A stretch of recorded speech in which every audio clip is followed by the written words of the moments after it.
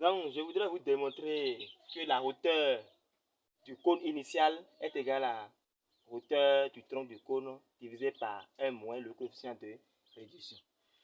Donc, la hauteur du cône initial est égale à la hauteur du cône réduit plus la hauteur du tronc de cône. Et c'est ça ici.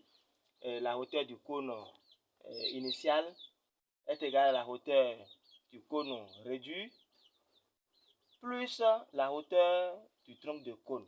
Donc, ça donne la hauteur du cône initial est égale à la hauteur du cône réduit plus la hauteur du tronc de cône. On sait que le coefficient de réduction K est égal à H', c'est-à-dire la hauteur du cône réduit, sur la hauteur du cône initial.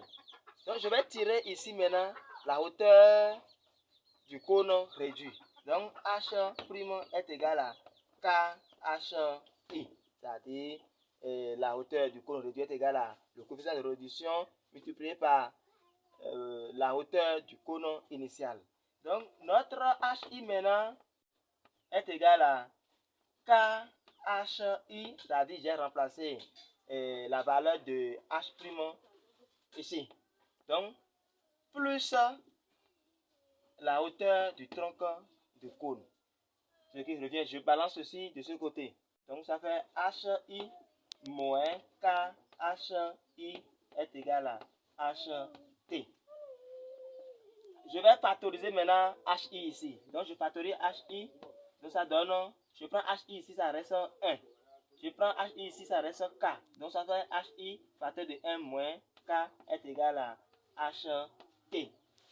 Donc, ceci, c'est multiplication. Donc, ça fait la hauteur du cône initial maintenant multiplié par 1 moins K qui est égal à HT. Donc, je vais envoyer maintenant 1 moins K de ce côté. Et ça devient HI maintenant qui est égal à la hauteur du tronc du cône divisé par 1 moins K. Et c'est la formule.